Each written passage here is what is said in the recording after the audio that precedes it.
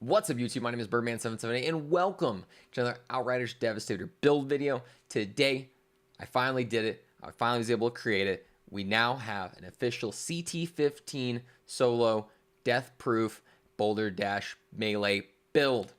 I know we've all been waiting for it. I know I've said in previous videos that it was impossible. This skill sucked and I hated it. And now I'm eating my words because holy shit, it happened. We were able to successfully make a really solid build, and I think this might be my new favorite build. But before we get into it, make sure you're subbing here on YouTube if you like the video. We've been exploding and with awesome new people joining the channel, and just ever since I became YouTube partner on here, you guys have just been showing a lot of love, so I really appreciate it. So anyone who's new, make sure you're subbing to the channel. Also know that I stream on Twitch, twitch.tv/Birdman778. I start every single day starting at 10 a.m. Eastern Standard Time, so stop on by to see these builds being made. And also, I can find me on Twitter and TikTok at Birdman778. Let's get on to the video. So like I mentioned, this is going to be a death-proof set. Now, before we talk about the armor and what mods you need to be using for this, let's talk about the weapons that will really help you succeed with this.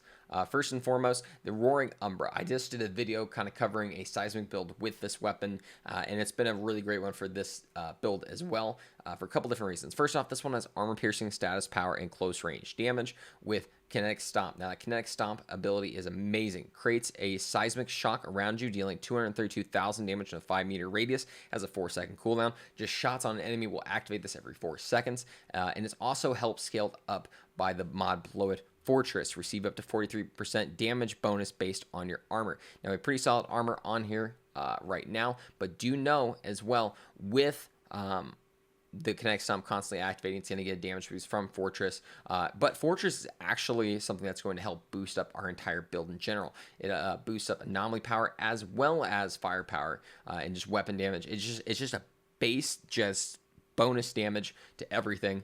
So having this constantly out is going to help you, especially with something like Boulder Dash or any of our other abilities we're using.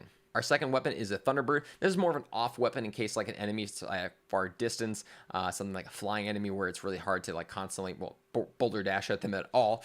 You're able to actually Boulder Dash at Strixes, which is surprising, but something like the birds that are scary, we do not condone those birds here on my channel. But this one has crit damage, status power, and close range damage, and we're using Ultimate Storm Whip. Shots bring down lightning at enemy, dealing 74,000 damage. It has a 1-second cooldown. And Shadow Comet. Shots call down to Comet, dealing 210,000 damage to enemies with a 3.5 meter radius for every, and that resets every 3 seconds. Again, this is really great for that. Or you can use it in close range. Let's say you want to like swap between Roaring Umbra and this, constantly get those anomaly just like effects around you for that high damage. Totally possible. Now, when it comes to the gear is what's the most important. First off, we're going to be using that death-proof mask and the death-proof set in general. First and foremost, this one has bonus firepower, healing, close range damage, and healing received. And this tier 3 mod is Primal Weakness. Boulderdash, permanently reduce resistances of all damaged enemies by 50%. This is phenomenal because it's going to strip their resistances in half and just make sure we're going to be doing more damage to them. And we also have Brawl on there, boost your melee skill damage by 100%. This is going to scale really well because, one, we have pretty high anomaly damage. We're going to be constantly activating abilities that are going to boost that. And also the fact that it's going to go really well with another ability in our tree. We'll go over that here in a second. Oh, sorry, I just got some in my eye. I can't get it out. But the death-proof set in general, what it does is give you reduced cooldown of Boulder Dash by 90%. So it means you essentially use this every like second or so. It's insane because, again, this is going to be our main damage output for our entire class. So having a high cooldown on that is amazing. Next, we're using death-proof chest armor with bonus firepower, close range damage, and healing received. We have the tier 3 mod double jump that comes from the Marshall set, but it gives you a extra cooldown of double jump of gravity leap, which gravity leap is one of the abilities we're going to be using on this build. And the other one is primal armor, Boulder Dash, double your armor when the skill ends for 7 seconds. This is great because it's going to scale well with other abilities we're using, just for the fact that, again, high armor is going to help boost up Fortress, and we're going to be constantly having that, so it's just boosted damage in general. And the final piece of the death-proof set is the legs with bonus firepower, close range, and healing received with primal chain gun. Every enemy damaged by the skill increases the weapon damage by 15% for 10 seconds and stacks up to 5 times. This is really great because there is going to be scenarios where we're going to pull out our gun real quick, we're going to shoot, we're going to use that kinetic stomp, and this is going to really help us boost that damage. And then we also have the tier 3 mod Despair. Gravity Leap, enemies within a damage radius of Gravity Leap will receive a 1.5 times more anomaly damage for 5 seconds. Again, Boulder Dash, all of our abilities are melee, is all based around anomaly. So having that extra bonus to that is insane, especially in a group setting where we're able to drop down, hit a bunch of enemies, and then Boulder Dash, and they instantly all just miss. It's amazing. I love this build essentially because of these combos together right there. We have a set of purple gloves with anomaly power, status power, and cooldown reduction with primal knuckle duster. Increases skills damage by 106,000. And then primal gutting inflicts bleed on all damaged enemies. Now this is a partial bleed build as well, so being able to just like shave across an enemy real quick and inflict bleed means we're going to be get healing and also just doing some extra damage to them. And then finally, purple pair of boots with anomaly damage, close range damage, cooldown reduction. With martial arts, reduce the cooldown of your melee skill by 50%. Surprisingly enough, there is a weird cooldown, like a stacking cooldown onto melee. So having that reduce, so we're constantly able to go Boulder Dash, punch, and without having to worry about that cooldown as much is really advantageous for the build. And then finally, Untamed Power, using skills damage, deals 200,000 damage to enemies within a 5-meter radius around you. This damage is equal to 30% of your anomaly power. Now, again, we're going to be boosting our anomaly power just throughout, so that's constantly going up for us, but also the fact that using just melees, our skills are going to activate this. Into our abilities, we're using Boulder Dash, Golem, and Gravity Leap. Boulder Dash, first off, charge forward to interrupt all enemies within their path, deal 168,000 damage. At the end of the charge, you will smash the ground, deal 168,000 damage to all enemies within a small radius around you. We have a 1-second cooldown on this. This is great because one, we're going to be doing that 168,000 damage on, let's like bumping into an enemy, and then that final smash as well. Golem, fortify yourself against 65% of incoming damage for 8 seconds. We're using this more as a partial defense skill as well as a activation in our skill tree. I'll show that here in a second. And then finally, Gravity Leap. Leap into the air and strike your targets from above, dealing 74,000 damage, interrupting enemies with a small radius.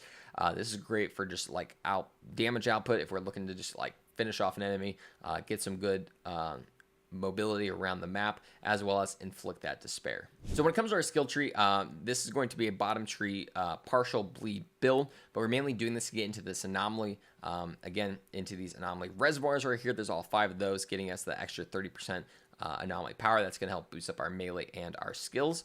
We have 2 different rejuvenations for an extra 12% skill life leech. So using Boulder Dash, Gravity Leap, or a melee is going to make sure that we're going to get some extra healing. We have Paladin. I mentioned before why we're using Golem specifically is because of this. Using protection skill increases anomaly power by 45% for 10 seconds. We love this because it's going to help boost up everything that we're trying to go for right now.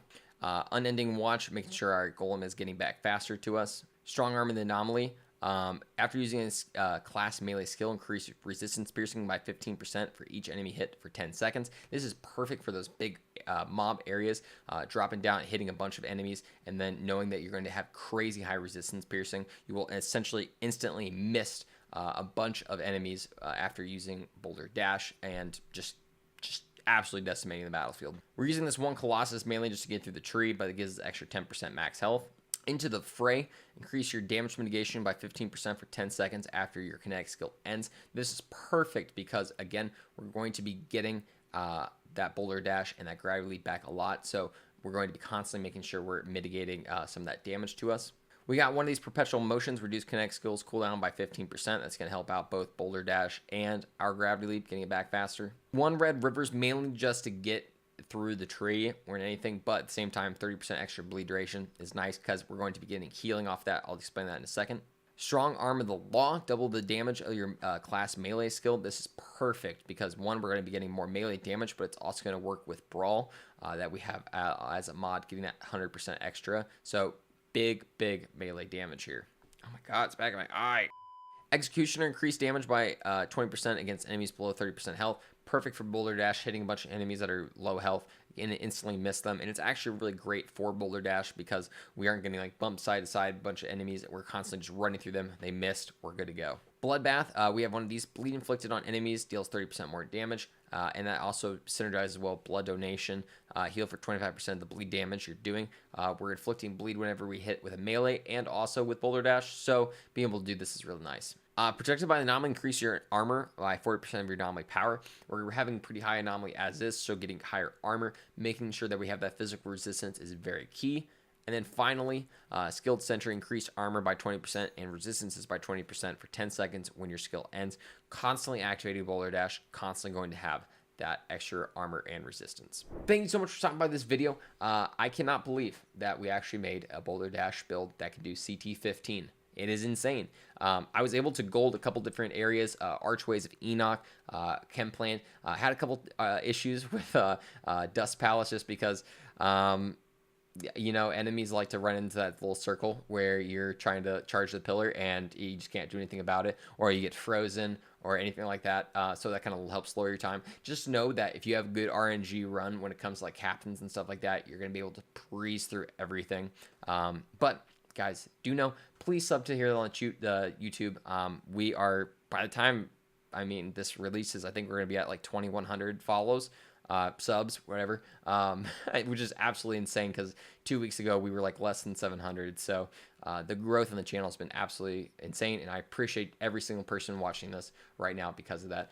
Catch me on Twitch, Twitter, and TikTok at Birdman778. Again, we stream every single day starting at 10 a.m. Eastern Standard Time. I'll see you in stream. Have a great night, day, or whatever it may be.